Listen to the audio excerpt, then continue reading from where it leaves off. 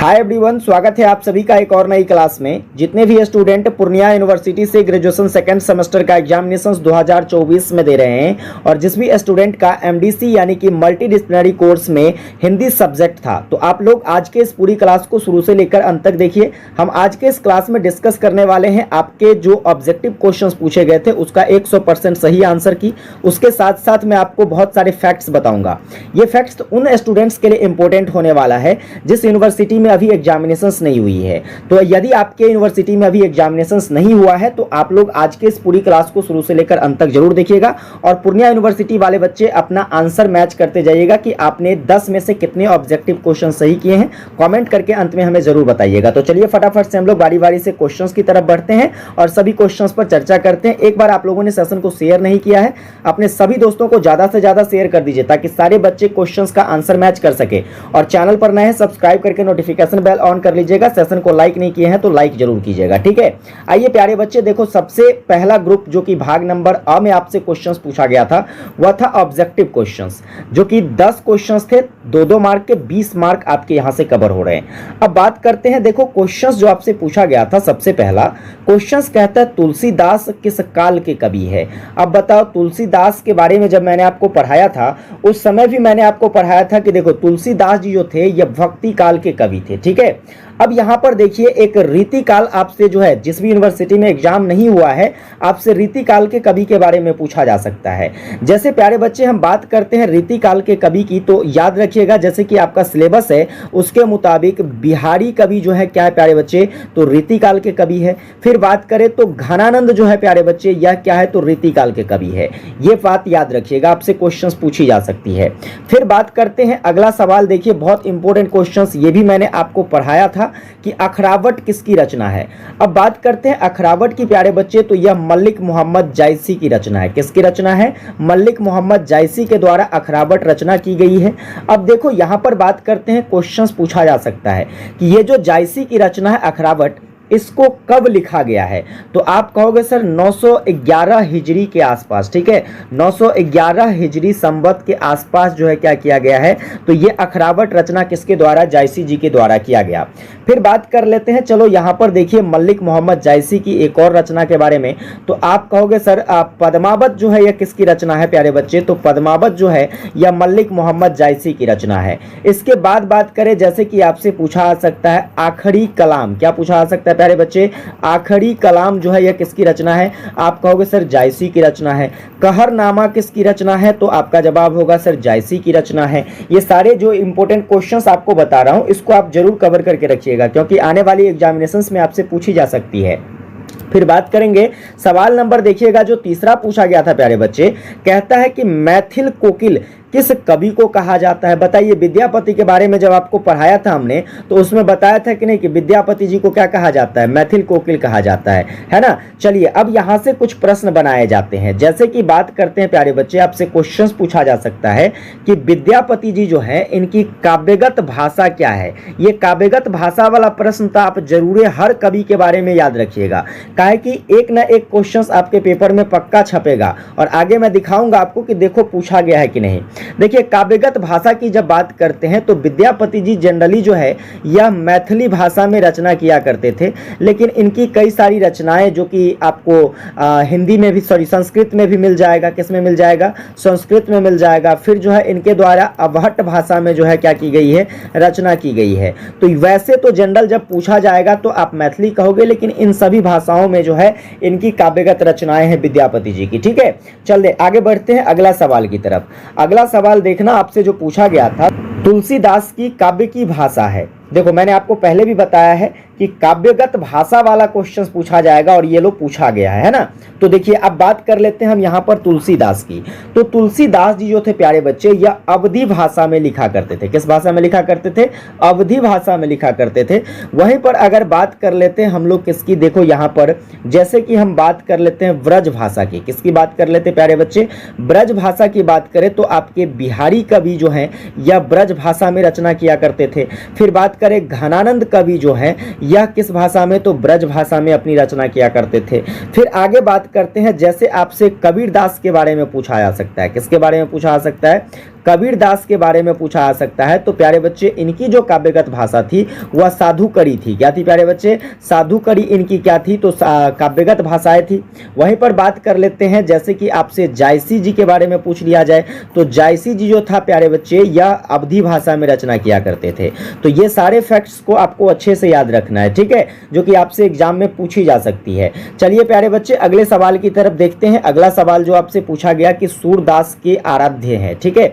सूरदास के आराध्य की बात करें प्यारे बच्चे तो सूरदास जो है किसके बारे में लिखा करते थे? कृष्ण जी के बारे में लिखा करते थे, है ना। कृष्ण जी के बाल लीलाओं के बारे में जो है सूरदास की हर एक पंक्तियां, हर एक जो चौपाई है जो आपको सिलेबस के अकॉर्डिंग पढ़ना है उसमें यही बताया गया है। तो आप क्या कहोगे? सूरदास के आराध्य कौन? तो कृष्ण जी, ठीक है। चलो आगे बात कर लेते हैं। आपसे अगर सूरदास जी के बारे में पूछा जाएगा ये किस काल के कवि हैं तो आप कहोगे सर यह भक्ति धारा के कवि हैं, ठीक है। किस धारा के कवि है प्यारे बच्चे? भक्ति धारा के कवि हैं आपके सूरदास जी, ठीक है। चलो आगे बात कर लेते हैं। अगला सवाल देखना इंपॉर्टेंट क्वेश्चन है, किसी भी यूनिवर्सिटी के एग्जाम में पूछी जा सकती है। जैसे कि बात करते हैं बीजक किसकी रचना का संग्रह है, ठीक है। बीजक की बात कर लो, ठीक है। बीजक जो है प्यारे बच्चे यह किसकी रचना का संग्रह है? आप कहोगे सर यह कबीरदास की रचना का संग्रह है। और आपको देखिए बीजक की बात करते हैं तो आपको जो है इसमें 3 भाग मिल जाता है। वह 3 भाग कौन कौन सा है? तो याद रखिएगा, सबसे पहले भाग की बात करें तो साखी, क्या है प्यारे बच्चे? साखी है। इसके बाद बात करें तो सबद है, ठीक है। सबद जो कि पद के फॉर्म में है, किसके फॉर्म में है? पद के फॉर्म में है। इसके बाद है आपका रमैनी, ठीक है। साखी, सबद, रमैनी जो है ये प्यारे बच्चे या बीजक के 3 क्या है? भाग हैं। चलो अगले क्वेश्चंस की तरफ बढ़ते हैं। सवाल नंबर 7वां देखिएगा, पूछा गया था कि रामानंद के शिष्य कौन? रामानंद के शिष्य की बात करी जा रही है। तो यहां पर क्या तुलसीदास जी हैं, सूरदास जी हैं, मीराबाई हैं या कबीरदास जी हैं? तो देखिए अगर बात कर लेते हैं हम तुलसीदास जी की, किसकी बात कर लेते हैं प्यारे बच्चे? तो तुलसीदास जी के जो गुरु थे जिनका नाम था क्या? नरहरिदास। क्या नाम था प्यारे बच्चे? नरहरिदास, जो कि किसके गुरु थे? तुलसीदास जी के। सूरदास जी की बात करते हैं तो वल्लभाचार्य, क्या प्यारे बच्चे? वल्लभाचार्य जो थे ये किसके गुरु थे प्यारे बच्चे? तो आप कहोगे सूरदास जी के गुरु थे। मीराबाई की बात कर लेते हैं तो कबीर रविदास जो थे या कबीर रविदास जो थे या किसके गुरु थे? तो मीराबाई जी के गुरु थे, ठीक है। वहीं पर अब यहाँ पर देखो एक ऑप्शन बच जाता है कबीरदास, तो कबीरदास के गुरु कौन थे? तो आप कहोगे सर रामानंद थे। तो आपका ऑप्शन क्या हो जाएगा? चौथा सही हो जाएगा। चलो आगे बढ़ते हैं। सवाल नंबर अगला देखिएगा, 8वां क्वेश्चन में कह रहा है कि प्रेम मार्गी कवि कौन है? प्रेम की मार्ग पर चलने वाले कवि, प्रेम की मार्ग पर रचना करने वाले कवि जो हैं वह कवि क्या घनानंद है, क्या बिहारी लाल है, मल्लिक मोहम्मद जायसी है? तो देखो प्रेम के रचना में, ठीक है, प्रेम के मार्गी कवि अगर कहा जाएगा तो आपके मल्लिक मोहम्मद जायसी हो जाएंगे, क्योंकि पद्मावत रचना जो की गई है प्यारे बच्चे, इस पद्मावत रचना में कृष्ण और राधा, ठीक है, कृष्ण और राधा के प्रेम के बारे में चर्चा किया गया है। तो आप कहोगे सर प्रेम मार्गी कवि कौन हो जाएगा? आपका मल्लिक मोहम्मद जायसी जी हो जाएंगे, ठीक है। चलिए आगे बात कर लेते हैं। अगला सवाल आपका यहाँ पर है कि रामोपासक कवियों में सर्वश्रेष्ठ हैं, मतलब कहने का यह है कि राम के उपासक इसमें से कौन एक सर्वश्रेष्ठ कवि है? तो आपका जवाब होगा सर राम के उपासक तो तुलसीदास, क्या है? तुलसीदास जी जो थे यह राम के सर्वश्रेष्ठ उपासक थे। अगला देखो 10वां क्वेश्चन की बात करते हैं, बड़ा जानदार क्वेश्चन पूछा था यहाँ पर। तुलसीदास की रचना है गीतावली, विनय पत्रिका या फिर दोनों या फिर इनमें से कोई नहीं? तो गीतावली की बात करें प्यारे बच्चे, यह भी तुलसीदास जी की रचना है। किसकी रचना है? गीतावली तुलसीदास जी की रचना है। विनय पत्रिका भी प्यारे बच्चे तुलसीदास जी की रचना है। लेकिन यहाँ पर देखो विनय पत्रिका के अतिरिक्त अगर आपसे विनय पीटक कह लिया जाता, क्या कह लिया जाता प्यारे बच्चे? विनय पीटक कह लिया जाता, तो उस कंडीशन में आप याद रखोगे यह जो विनय पीटक है यह बौद्ध धर्म की रचना है। किस धर्म की रचना है प्यारे बच्चे? बौद्ध धर्म की रचना है। समझ गए ना? तो ये टोटल 10 ऑब्जेक्टिव क्वेश्चंस पूछे गए थे। आगे देखो खंड ब में जो है लघुत्तरीय क्वेश्चंस आता है, चार क्वेश्चंस बनाने होते हैं 5-5 मार्क के, ठीक है। जिसमें देखो यहाँ पर विद्यापति के प्रेम वर्णन की विशेषता, ये मैंने आपको काफी डिटेल में पढ़ा रखा है, ठीक है। आप जाइए हमारे चैनल पर, हमारे प्लेलिस्ट में, हिंदी वाली प्लेलिस्ट में आप देखेंगे तो आपको ये क्लास मिल जाएगी। वैसे ये क्वेश्चंस आने वाले एग्जाम के लिए इंपॉर्टेंट रह सकता है। जायसी का जीवन परिचय भी मैंने आपको करवाया है, आप हमारे चैनल के प्लेलिस्ट में जाकर चेक कर सकते हैं। तो ये भी क्वेश्चंस आप जरूर ध्यान रखोगे आने वाले एग्जामिनेशंस के लिए।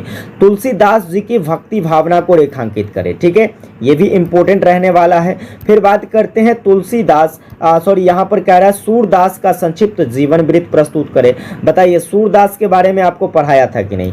निश्चित तौर पर मैंने आपको सूरदास के बारे में पढ़ाया है, और जो बच्चे हमारी क्लास किए होंगे हिंदी वाली वो तो निश्चित करके आया होगा, ठीक है। और आगे आने वाली एग्जाम के लिए भी इन सभी प्रश्नों को देख लीजिएगा।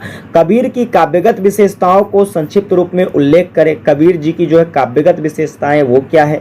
इसके बाद घनानंद के विरह वर्णन की क्या करे, विशेषताओं पर क्या करे, प्रकाश डालिए। तो ये 6 क्वेश्चंस था, जिसमें से 4 क्वेश्चंस बनाने थे। आप देखो ना क्रमबद्ध तरीके से 1 2 3 और इसके बाद 4, ये चारों के चारों क्वेश्चंस आपको हमारे क्लास से मिल जाएगा, है ना। तो बाकी की क्लास करने की तो आपको आवश्यकता ही नहीं पड़ने वाली है। चलो आगे बात करते हैं ग्रुप नंबर सी में। ग्रुप नंबर सी में प्यारे बच्चे जो आपसे क्वेश्चंस आया था वो क्या पूछा गया था, दीर्घ उत्तरीय क्वेश्चंस, जहां पर 3 क्वेश्चंस का हल करना था, 5 क्वेश्चंस पूछे गए थे। अब देखो क्वेश्चन है विद्यापति की काव्यगत परिचय दीजिए। आप बताइए ईमानदारी से कमेंट करके कि मैंने आपको विद्यापति जी की काव्यगत परिचय पढ़ाया है कि नहीं। जाइए आप हमारी क्लास देखिए, विद्यापति के जीवन परिचय और काव्यगत परिचय वाला आपको निश्चित तौर पे मिल जाएगा, है ना।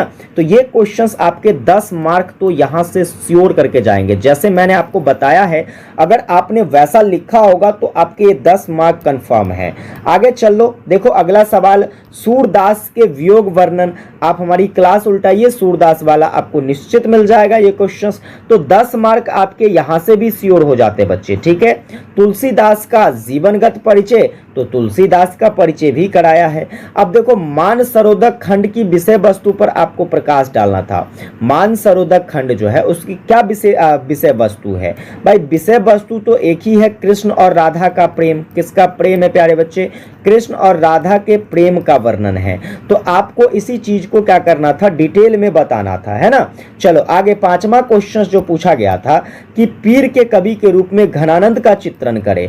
ये आने वाली एग्जाम के लिए काफी इंपॉर्टेंट रहने वाला है क्वेश्चंस। तो ये 5 क्वेश्चंस दीर्घोत्तरीय में पूछा गया था, ये 6 क्वेश्चंस आपके शॉर्ट टाइप में पूछा गया था, जहां से निश्चित तौर पर आपको मैंने कवर करवाया यहां से 30 मार्क, यहां से आपके जो है प्यारे बच्चे कितने 20 मार्क, और ऑब्जेक्टिव वाली तो आपकी सारी की सारी क्वेश्चंस बन ही गई होगी, है ना प्यारे बच्चे। तो बताइए, है ना, आपको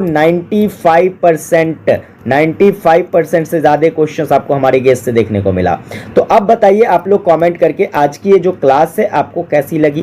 क्लास अगर आपको हेल्पफुल लगती है, बस आपसे छोटा सा रिक्वेस्ट रहता है, हमारा चैनल पर नए हैं सब्सक्राइब करके नोटिफिकेशन बेल ऑन करके एक प्यारा सा सपोर्ट करना। सेशन को लाइक नहीं करे हो, लाइक कर दीजिएगा, क्योंकि हर लाइक हमारे अंदर एनर्जी लाती है बच्चे, ठीक है।